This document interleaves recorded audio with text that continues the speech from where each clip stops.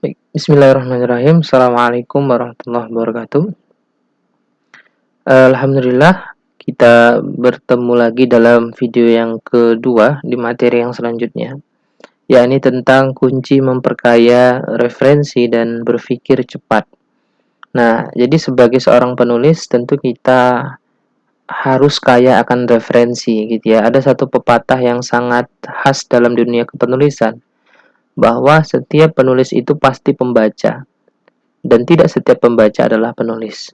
Nah, indikasi dari pernyataan tersebut artinya seorang penulis itu adalah seorang pembaca yang baik, seorang pencari referensi yang baik gitu ya. Kalau misalnya kita bertemu dengan teman-teman ya, sesama penulis yang fokus dalam bidang biografi atau uh, membuat buku-buku yang kaya akan data dan atau riset, maka kita bisa melihat mereka sangat antusias dan bersungguh-sungguh dalam mencari referensi atau informasi. Kenapa demikian? Karena memang nilai dari sebuah buku itu ditentukan yang paling utama adalah dari apakah informasi yang dimasukkan ke sana valid gitu atau hanya sekedar uh, apa namanya sekedar informasi yang belum jelas kebenarannya, ya, yang bahkan mungkin yang mendekati hoax atau hoax gitu. Nah, eh, kita akan bahas menjadi dua bagian lagi, sebagaimana yang pertama. Pertama kita akan bahas dulu tentang kunci memperkaya referensi, ya. Nah, apa itu referensi? Bahasa sederhananya, referensi adalah sumber pengetahuan yang dijadikan rujukan. Ya, jadi sumber pengetahuan yang dijadikan rujukan, gitu. Jadi ketika kita buat buku, tentu kita harus kaya akan referensi. Ya, seorang novelis pun sama juga gitu ya. Jadi kalau seandainya kita lihat ya, novelis-novelis yang katakanlah dia di Indonesia tapi dia ingin menggambarkan tentang kondisi Jepang misalnya, atau kondisi Korea misalnya, kondisi Rusia misalnya, atau kondisi Madinah misalnya, dia buat novel dengan latar belakang kisahnya di sana atau latar belakang tempatnya di sana, maka dia harus melakukan yang namanya mencari referensi atau mencari informasi. Jadi bagaimana kita menggunakan yang namanya konsep helicopter view. Jadi helicopter view itu maksudnya adalah melihat secara secara benar ya, secara besar gitu ya, gambaran besarnya seperti apa ya. Atau kalau bisa kita mengatakan, jangan sampai ketika kita mengatakan kisah ini diangkat dari berdasarkan tempatnya di Bandung, tapi ternyata di Bandung aja dia nggak tahu tempat-tempat pentingnya di sana gitu ya. Jadi memang tidak mesti harus harus ke sana gitu ya. Nah, yang penting kita bisa uh, mengetahui ya informasi yang valid tentang wilayah tersebut. Nah, itulah pentingnya informasi, pentingnya data gitu. Nah, jadi sumber pengetahuan yang kita jadikan rujukan itu namanya referensi. Nah, di dalam Islam, sumber pengetahuan yang dijadikan rujukan itu ya adalah sumber hukum kita, yaitu ini gitu ya, Al-Quran, Sunnah Rasulullah, kemudian ijma sahabat dan qiyas syar'i. Nah, itu berkaitan kalau misalkan kita bahasnya tentang agama ya, spiritual. Nah, kalau kita mencari data yang sifatnya umum, maka bisa kita cari di data statistik, misalnya di BPS gitu ya. Atau kemudian mencari data-data sumber primer dari informasi yang kita ingin cari. Ya, misalnya kita ingin mencari tentang psikologi anak misalnya, maka datanglah ke guru dokter-dokter psikolog misalnya, atau yang ahli psikologi untuk menanyakan langsung misalnya kan, atau kemudian membaca buku-buku yang berkaitan erat dengan psikolog gitu dan seterusnya. Nah, sehingga sumber informasi kita itu tidak hoax gitu ya. Apa itu hoax? Hoax adalah sebuah informasi yang nilainya nol atau lebih kecil dari nol. Jadi bohong gitu ya, fiktif gitu ya. Jadi tidak tidak ada sebenarnya informasi itu atau tidak nyata gitu. Nah, jadi kita harus memastikan referensi yang kita miliki itu adalah referensi yang valid. Nah, kalau dalam Islam maka referensinya tadi adalah Al-Quran, Sunnah, ijma sahabat, dan qiyas syar'i. Nah, dan tentu untuk menelaah ini kita tidak bisa sendiri, kita membutuhkan para ulama gitu ya. Ya. Nah, jadi kalau misalkan kita melihat bagaimana dulu ya secara literatur, bukan literatur ya, secara sanad keilmuan, memang para ulama ini memiliki sanad keilmuan yang sangat sangat luar biasa ya. Kalau kita melihat dulu eh, ada ulama-ulama yang memang fokus misalnya di bidang hadis gitu ya, ahli hadis misalnya, ahli hadis gitu ya, atau nama lainnya mungkin muhaddisin misalnya. Nah, para ulama-ulama ini mereka tentu mengambil referensi ya, dari hadis gitu ya. Ya, dari sumber yang terpercaya. Nah, biasanya ini kebanyakan di zaman tabi'in itu ulama-ulama Madinah. Contoh misalkan Imam Malik ya, Imam Malik bin Anas gitu ya. Nah, mengambil ilmu dari gurunya ya sampai kepada sahabat Rasul ya, sahabat Rasulullah misalnya Abdullah bin Umar ya, Umar radhiyallahu anha. Kemudian Abdullah bin Umar mendapat ilmu dari Rasulullah Shallallahu Alaihi Wasallam.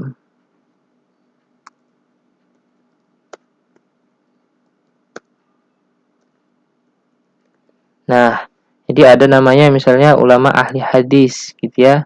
Yang ambilnya dari mana? Hadis gitu misalnya. Nah, kemudian ada yang dia ahli ra'i gitu ya. Ini biasanya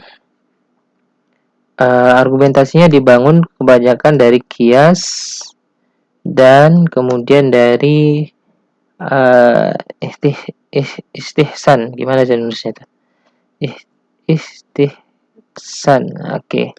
Nah, ini biasanya ulama-ulama ahli ra'i ini biasanya dari Kufah. Gitu. Contohnya siapa? Misal contohnya adalah Imam Abu Hanifah. Gitu. Ya, Imam Abu Hanifah itu mengambil ilmu dari gurunya, yang gurunya mengambil ilmu lagi dari para sahabat. Salah satu sahabat yang pergi ke Kufah untuk menyebarkan Islam di sana, ada dua sahabat yang terkenal gitu ya. Salah satunya adalah Ali bin Abi Thalib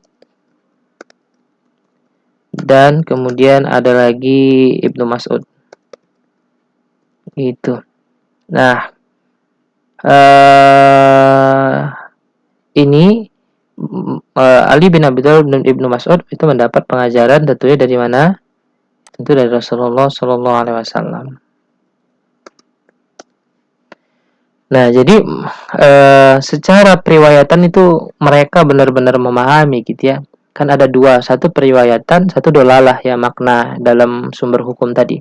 Jadi kita harus memastikan referensi yang kita miliki itu referensi yang valid gitu ya. Ya, jadi bagaimana kemudian jangan sampai kita menjadi orang yang ta'awun gitu ya. Yang merasa tahu tapi sebenarnya nggak tahu apa-apa gitu ya. Misal kemudian ketika kita ingin mencari tahu hadis, antum misalnya a'lamu bi umurid dunyakum misalnya. Ya, antum a'lamu bi umurid dunyakum. Ya, kamu lebih mengetahui urusan duniamu. Ini hadis, salah satu hadis Rasulullah yang sering dijadikan dalih ya, dalih bukan dalil ya, dalih bahwa kita bisa berbuat apa saja karena Rasul yang ngasih tahu, kata dia gitu. Ini kan orang yang ta'awun, yang sok tahu sebenarnya.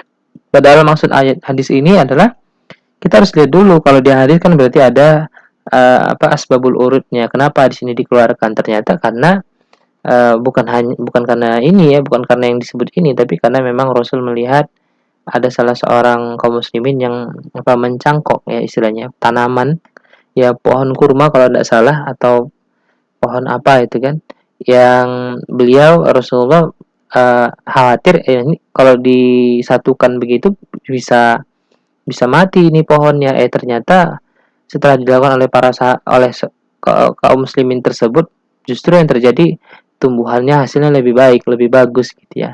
Nah, sehingga memang pada perkara-perkara yang teknologi, ya yang sifatnya sains dan seterusnya, ya kita itu memiliki apa namanya, memiliki kebebasan untuk bereksperimen selama tidak bertentangan dengan hukum syara gitu. Bukan berarti kita disuruh untuk melakukan apapun sesuka hati kita gitu. Ya, itu salahnya.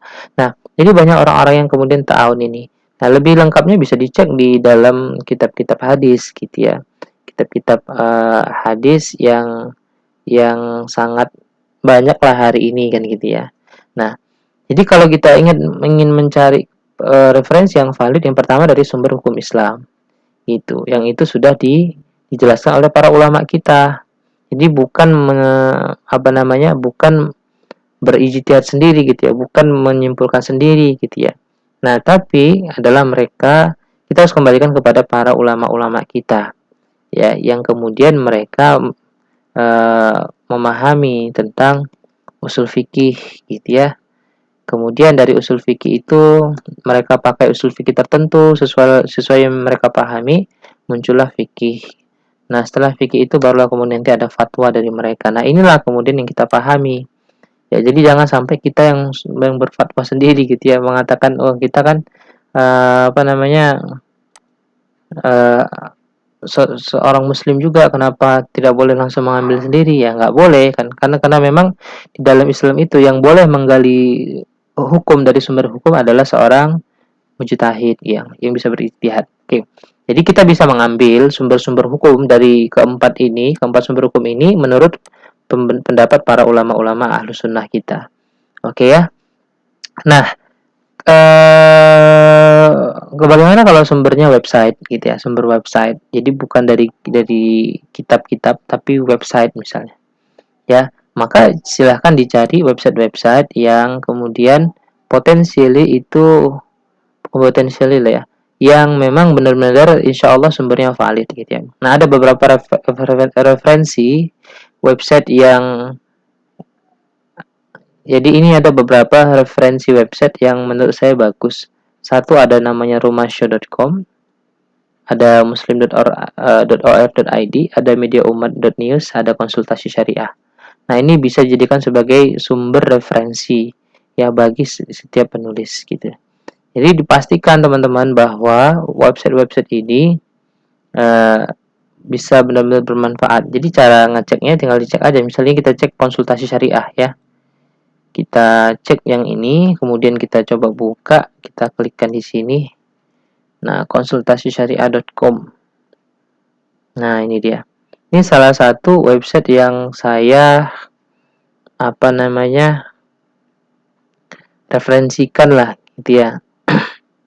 Nah, ini jadi kita bisa cari apapun informasi yang kita butuhkan. Contohnya kita coba cari tentang dunia anak gitu ya. Kita close dulu pop up-nya, kemudian kita cari tentang kita membuat misalnya tentang pendidikan anak gitu ya. Nah, kita cari di pendidikan anak, kita coba search result-nya. Nah, ini dia. Ya, jadi ini banyak tulisan-tulisan yang berkaitan tentang anak. Nah, ini contohnya misalnya ya. Kita bisa cek jurus jitu mendidik anak gitu. Nah, kita dikasih e-book. Penulisnya Ustadz Abdullah Zain LCMA. Nah, ini. Jadi banyak sekali informasi-informasi yang kita bisa cari di website gitu ya, yang kemudian bisa jadi referensi kita. Dengan catatan website tersebut kita harus pastikan website yang benar, yang valid lah sumber-sumber yang dia cantumkan gitu. Ya, itu kalau dari website. Nah, yang ketiga dari buku-buku bacaan yang semisal. Nah, ini contoh ketika saya buat buku saya yang judulnya Selagi Mudah Halalin Aja. Oke. Nah, ini adalah Selagi Mudah buku saya ya. Coba kita cek di sini misalnya di RX Media Komputindo. Nah, ini dia teman-teman.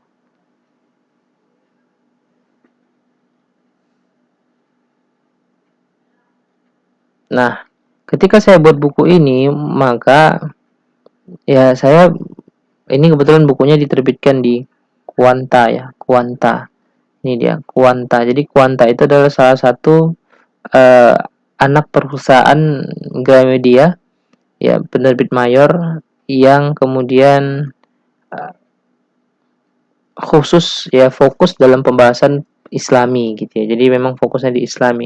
Ada dua buku saya yang masuk di dalam penerbit Quanta. Yang satu adalah Selagi Mudah Halalin Aja. Kemudian yang satu lagi adalah Cinta Allah Tak Pernah Salah. Nah, Cinta Allah Tak Pernah Salah nih. Ini lebih banyak lagi bukunya. Jadi bisa kita lihat ya, ketika saya buat buku-buku ini, maka saya biasanya itu membaca kitab atau membaca buku lebih dari 5 gitu ya, lebih dari 5 buku yang semisal dengan topik yang mau saya bahas. Jadi saya biasanya bacanya itu minimal di atas 5. Ya, jadi kalau kalau misalkan di atas 5, saya asumsikan aja minimal 10 buku lah dibaca. Jadi ketika kita mau buat satu buku, teman-teman, ya minimal bacalah 10 buku atau mungkin antara 5 dengan 10 buku yang linear atau berkaitan atau kemudian relevan gitu ya. Relevan dengan buku yang mau kita buat gitu. Sehingga kita bisa mencari ya, sehingga kita bisa mencari mana kelemahan dan mana kelebihan kita gitu ya. Kalau dalam sebuah strategi perusahaan itu kan ada namanya SWOT, analisis SWOT gitu ya. Ada strengths ya, ini kekuatan kita di mana.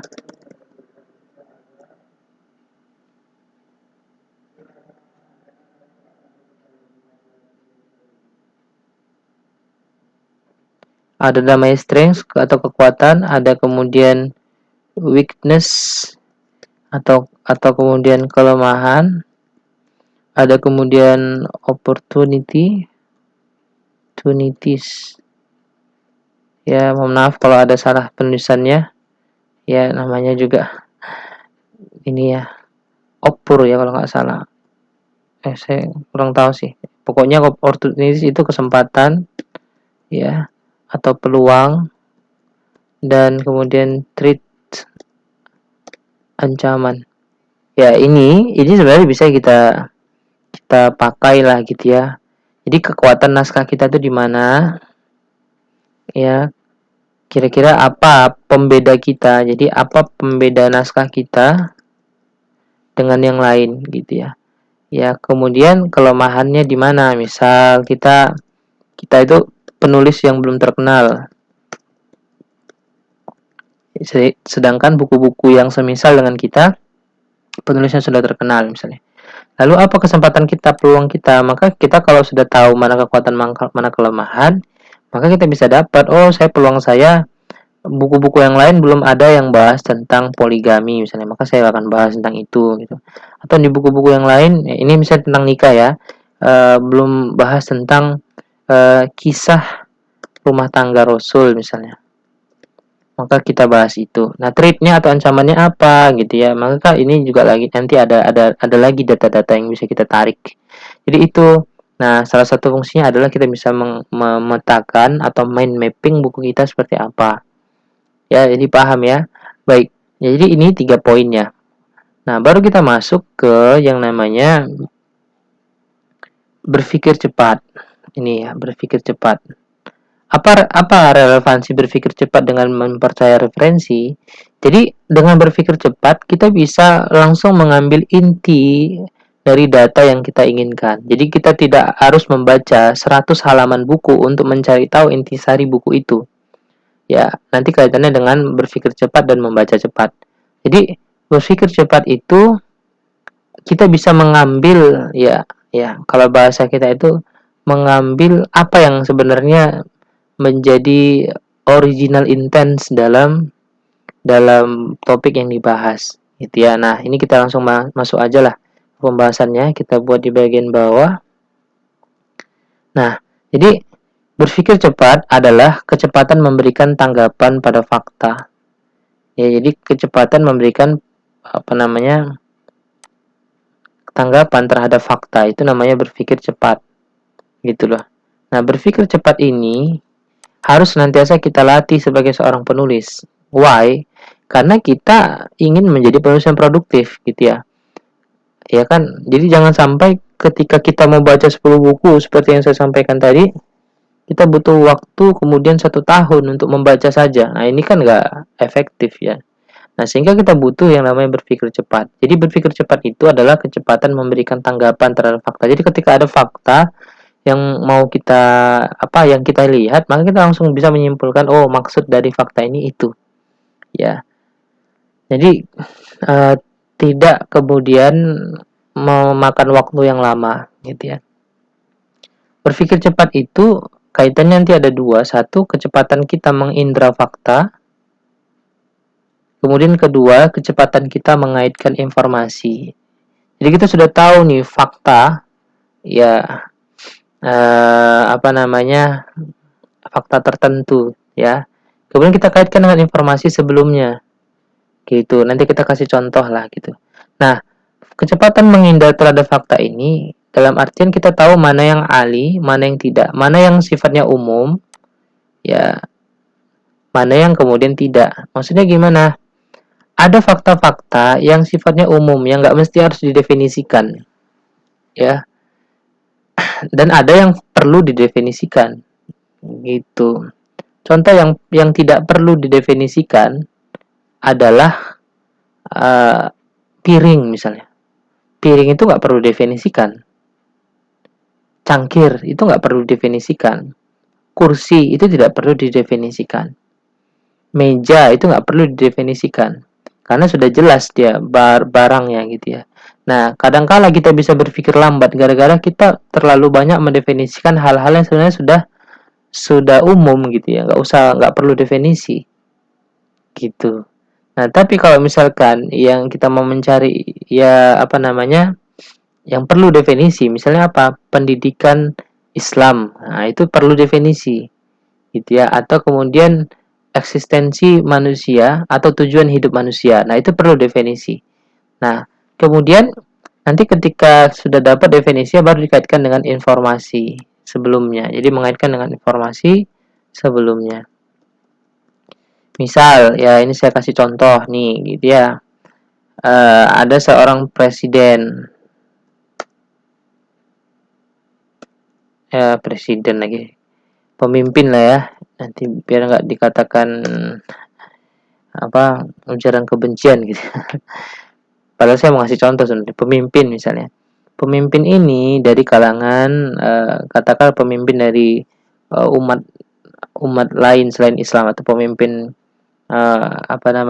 yang membenci Islam misalnya. Ya, dia mengeluarkan kemudian statement ya tentang yang memfitnah Islam lah, gitu. Memfitnah Islam. Kemudian ya, setelah dia melakukan itu, dia mendapat cecaran, ya, dia mendapat hinaan, dia mendapat bulian, ya, sumpah serapah, laknat dan seterusnya dari kaum muslimin yang kemudian difitnah oleh dia. Nah, sehingga ya ketika mendapati situasi seperti itu kan fakta tuh, ya. Kemudian kita melihat di negeri kita misalnya terdapat aksi membela Islam misalnya. Nah, ini faktanya, gitu ya. Aksi membela Islam tadi, kita bisa mengaitkan informasi bahwa aksi bela Islam ini datang bukan tanpa alasan. Aksi bela Islam ini datang karena ada seorang pemimpin dari negara lain yang memfitnah Islam. Itulah cara contoh yang berpikir cepat. Itu loh. Jadi kita tahu aksi bela Islam ini bukan karena harga cabai naik. Paham ya? Bukan karena kemudian kualitas kesehatan menurun. Walaupun itu bisa jadi ada di dalam kondisi negeri itu, tapi bukan itu faktor pencetusnya, tapi adalah karena ada seorang pemimpin negara lain yang memfitnah Islam, sehingga muncullah aksi bela Islam di negeri kita. Ya, jadi itu adalah contoh dalam berpikir cepat. Nah, jadi memang berpikir cepat itu adalah kita bagaimana memberikan kecepatan dalam tanggapan ya pada fakta yang kita lihat. Nah, jadi memang manusia itu memiliki yang namanya akal gitu ya, sebagai pembeda di antara makhluk-makhluk yang lain. Nah, prosesnya itu kan ini ya yang sederhana. Jadi kita menyerap fakta, kita menyerap fakta melalui panca indera kita, kemudian kita teruskan ke otak dan kita hubungkan dengan informasi sebelumnya. Nah, seorang penulis itu dia kenapa kemudian ada penulis yang baru dengar satu kata, misalkan dia dengar kata dakwah. Ini kan kata. Nah, dia bisa langsung mendefinisikan atau menuliskan tentang kemudian dakwah itu. Ya, dakwah misalnya adalah kewajiban umat muslim untuk mengubah seseorang dari yang belum Islam menjadi Islam, baik secara pemikiran, perasaan, dan peraturan. Dakwah adalah tugas para nabi dan wali, bukan wali lah ya bahasanya, para dan rasul misalnya. Dan rasul ketika diutus ke dunia diawali dengan dakwah tauhid, kemudian syariat dan seterusnya. Nah, ini contoh. Dari satu kata aja. Itu, dari satu kata. Kemudian kita bisa menyimpulkan dengan panjang seperti ini. Jadi kan faktanya adalah kita diminta untuk mendefinisikan dakwah itu apa, gitu kira-kira. Nah, kemudian kita bisa definisikan seperti ini. Kenapa kok bisa? Karena kita punya informasi sebelumnya. Karena saya sudah baca buku-buku tentang dakwah itu banyak bukunya. Maka saya tahu mendefinisikannya dengan banyak. Ya, jadi kalau ada yang bertanya, Kak, kenapa ya kalau menulis itu susah banget awalnya, menulis apa gitu? Ya, sebenarnya sederhana itu alasannya. Karena Anda tidak punya informasi. Kan gitu ya. Kenapa kita bisa blank ketika nulis? Karena informasi kita sedikit. Kita baru baca satu tulisan gitu ya, dari seorang ustadz atau dari artikel dari mana, terus kita bersemangat tuh buat tulisan yang sama tuh. Akhirnya baru ngetik berapa menit blank. Ya, mau apa lagi yang ditulis ya? Karena informasi sebelumnya yang kita miliki itu sangat sedikit. Paham ya? Jadi memang ketika kita ingin mempercepat mengaitkan informasi sebelumnya, artinya banyak harus kita miliki. Maka tadi ketika kita bahas di bagian pertama ini, satu buku yang mau kita buat, kita minimal harus baca 10 buku atau 10 referensi gitulah, minimal. Baik dari babnya, subbabnya, judulnya, dan seterusnya gitu. Kaitannya dengan apa? Dengan itu tadi. Maka kalau ada yang ngomong, Kak, gimana ya caranya biar kita itu punya banyak ide gitu. Kan itu banyak yang nanya gitu ya. Bagaimana ya biar kita tuh luas pemahamannya? Saya bilang sederhana sekali. Jawabannya adalah perbanyak informasi Anda. Makanya saya kembalikan di kalimat yang pertama. Setiap penulis pasti pembaca. Pasti pembaca. Kalau seandainya dia mengaku penulis tapi nggak suka baca, itu saya nggak bisa bilang ya. Mungkin dia nulis fiksi, oke lah silahkan. Tapi kalau dia nulis yang sifatnya fiksi, pasti penggunaan diksinya itu aja. Pasti penggunaan referensinya, cara dia membuat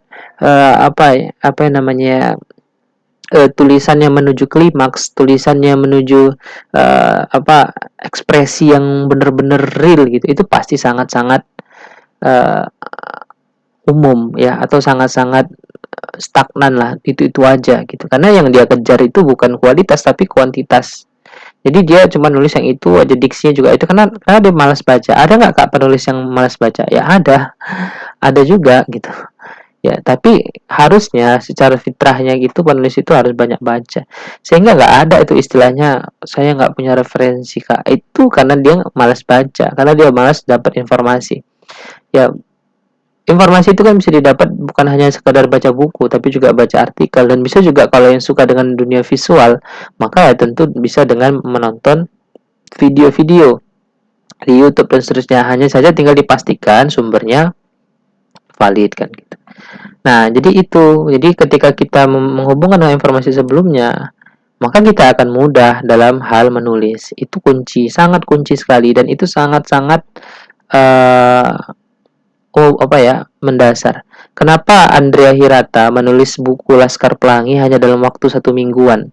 Karena itu dia alami secara real. Dia nggak ada proses tambah menambahi gitu loh. Tapi karena realnya otentiknya tulisan dia tadi, ya beliau tadi, maka ya itu menjadi sebuah sebuah ketertarikan tersendiri bagi pihak penerbit gitu. Nah, kenapa dia? Karena dia mengalami gitu loh. Karena dia memang benar-benar saksi nyata di dalam kisah itu. Sehingga ketika dia menuliskan dengan gampang sekali karena dia nggak perlu cari-cari informasi-informasi lain karena dia sendiri adalah pelaku informasi itu. Nah, gitu loh. Beda dengan kalau seandainya kita buat cerita atau kisah atau buku yang itu berkaitan tentang pemahaman tertentu yang kita pun masih sedikit memahaminya. Dan insya Allah penulis itu jadinya orang-orang yang cerdas. Penulis itu pasti cerdas. Itu pasti. Karena di saat orang lain cuma baca buku 1 tahun 1 buku, dia baca buku 1 bulan 1 buku atau bahkan 1 minggu 1 buku tuh. Ya, seorang itu kan dikatakan cerdas, ya setiap manusia cerdas lah gitu. Tapi ketika dia ingin dikatakan sebagai yang memiliki pemahaman yang luas, ya dia pasti dia akan rajin untuk membaca, mengkaji, menganalisis, mencari data, itu pasti. Nah, maka kalau ada yang bilang kenapa saya kok nulisnya baru setengah paragraf, udah bingung ya Kak. Ya, karena informasi yang Anda miliki sangat-sangat terbatas, sedikit sekali tentang tema itu. Atau bahkan gagal paham tentang informasi itu. Ya seperti video saya di pertama kan, mau bahas tentang hijrah tapi dia sendiri belum hijrah. Mau bahas tentang hijrah istiqomah, dia sendiri masih bingung istiqomah itu apa. Akhirnya ya bagaimana mau nulis gitu. Tulisannya bakalan bahasa kita itu ya tidak sampai pada tujuan akhirnya, ya mengambang tulisannya gitu loh. Nah, jadi kunci agar terbiasa berpikir cepat adalah ya biasakan diri berpikir. Ya, jadi biasakan diri itu berpikir. Jadi jangan malas berpikir. Potensi manusia itu kenapa dibedakan oleh Allah Subhanahu wa taala? Salah satunya adalah nikmat akal kita. Kita diberi kemampuan untuk berpikir. Jadi jangan malas-malas berpikir gitu ya. Mulailah kemudian melihat ya buku-buku, kemudian dikaji dan dianalisis tuh buku-bukunya. Ya, jadi biasakan diri berpikir. Dan kedua, biasakan menyodorkan pemikiran yang kita miliki itu pada orang lain, pada umat, pada masyarakat. Jadi ketika kita diskusi, ya bapak-bapak misalkan di warung kopi mereka diskusi ngobrol tentang apapun, kadang-kadang bisa lebih keren diskusi daripada ILC itu. Ya bapak-bapak di warung kopi itu. Kenapa? Karena mereka sudah daily activity-nya itu gitu. Ngobrol sambil minum kopi, sambil makan gorengan dan seterusnya. Ya, kita nggak bahas tentang kesehatan atau tidak sehatnya ya. Kita bahas tentang proses penyodoran pemikiran itu sehingga akhirnya nanti ada check and balance di situ. Ya, check and balance. Jadi yang satu mengatakan begini, yang satu lagi menyanggah, pro dan oposisi. Ya itu sah-sah saja dalam hal diskusi dan itu membuat nalar berpikir kita tuh lebih cepat. Oh, gitu ya. Oh, gini ya, gitu ya. Nah, itu yang harus kita pahami teman-teman sekalian. Jadi, kunci terbiasa berpikir cepat adalah membiasakan diri kita berpikir. Kedua, menyodorkan pemikiran yang kita miliki itu pada orang lain. Kita ngobrol, sharing, diskusi, FGD gitu ya. Nah, itu akan membuat pemikiran kita itu akan bertambah karena kita dapat asupan pemikiran yang lain dari teman kita yang kita ajak ngobrol, atau karena ada pertanyaan tertentu yang tidak bisa kita jawab, kita akhirnya cari tahu tuh ya. Makanya orang yang berbicara di depan publik bukanlah dia yang paling paham, bukan dia yang paling pandai, tapi itu sudah menjadi sebuah keberanian. Karena ketika ada yang nanya dan dia nggak bisa jawab, maka pasti akan menjadi sebuah PR bagi dia untuk bisa menjawab itu. Akhirnya dia cari itu gitu ya.